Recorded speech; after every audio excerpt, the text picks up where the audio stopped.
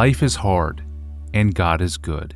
This was the point John Piper made in his sermon, Thank God for the Mercies of Christ, preached on November 19th, 2000 on Lamentations chapter 3. Here's what he said.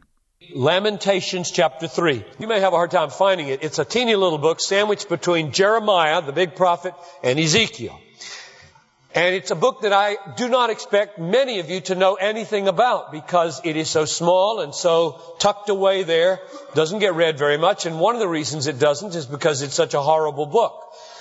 Because it is so shot through with horrific pictures of the judgment of God upon Jerusalem. Jeremiah wrote this little book as Jerusalem was destroyed in 587 BC. And the pictures of destruction are terrible, loss of life, starvation through siege. But, and here's the amazing thing, in the middle of this 5-chapter book, the middle chapter, comes some of the sweetest, most precious words that God has ever put in the mouth of a prophet to tell to His people. And those are the ones I want to read. Because they have a special punch when you realize where they are. Verse 21 to 25 of chapter 3 of Lamentations go like this. This I recall to mind, and therefore I have hope. The Lord's loving kindnesses never cease. His compassions, or His mercies, never fail. They are new every morning. Great is your faithfulness.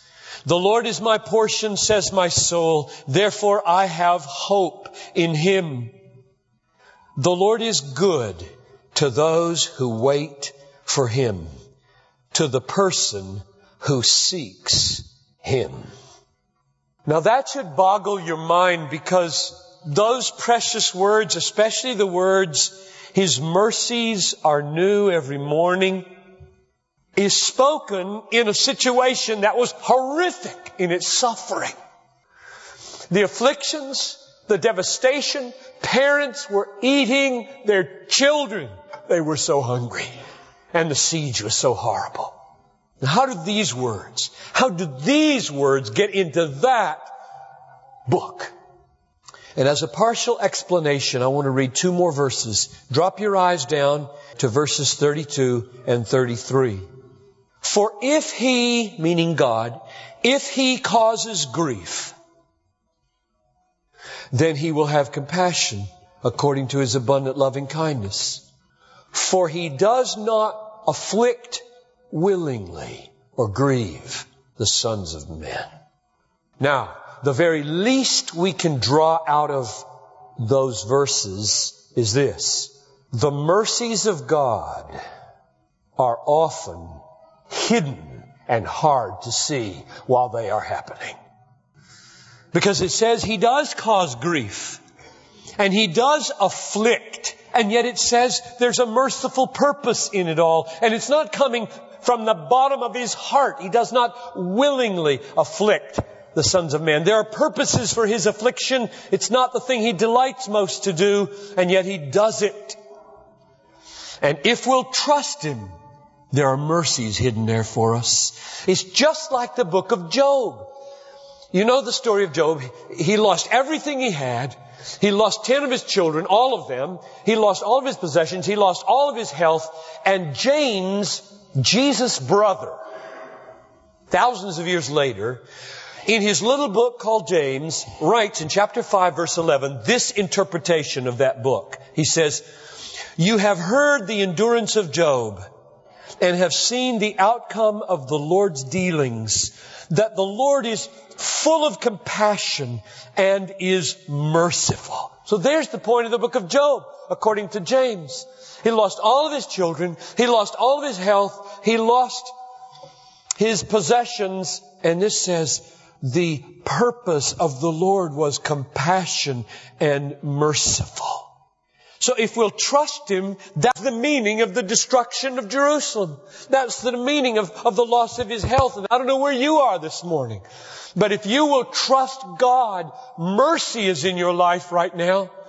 It is all over your life mercy, a design, a compassionate design. If you will trust God and hold on to Him for that, it will show itself sooner or later. We could say it in the words of Susan Shelley, Marshall Shelley's wife. Marshall Shelley is one of the editors for Christianity Today. 1991, November 22, a few days before Thanksgiving, 8:20 p.m., their son was born. And at 8:22, 2 minutes later, he died. Marshall wrote an article in CT about 4 years ago about it called 2 Minutes to Eternity. Magnificent article. The nurse standing over her, holding her dead baby, said, "Does the baby have a name?" And she said, "Toby." It's short for a biblical name, Tobiah, which means God is good.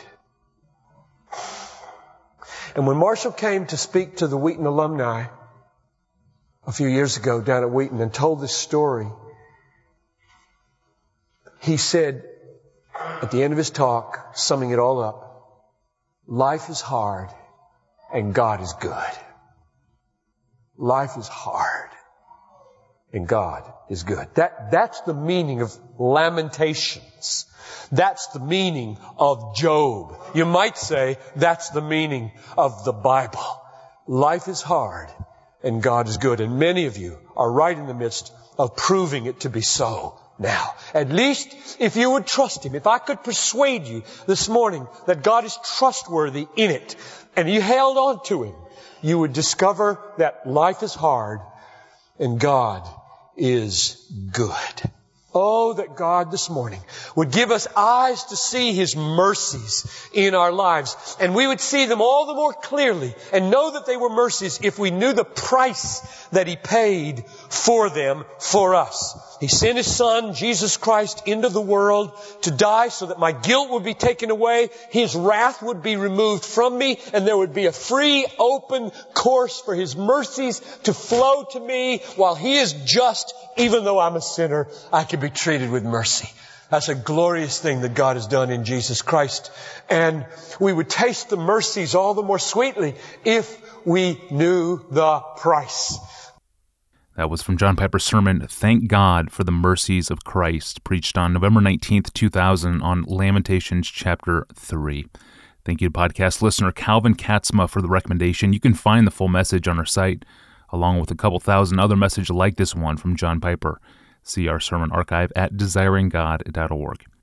And have you seen the music video by Shane and Shane we titled A Song for the Suffering? If not, you should. Go to desiringgod.org and search for the title, A Song for the Suffering. If you are passing through a season of suffering now, or if you know others who are, this video is glorious and helpful and hope-giving. Well, John Piper returns tomorrow, coming off a 6-week writing leave, and we'll talk to him about how he researches, plans, and writes books. And then, of course, we'll ask him specifically to talk to us about the book that he just wrote. That begins tomorrow. Until then, I'm your host, Tony Reinke. Thanks for listening to the Ask Pastor John podcast.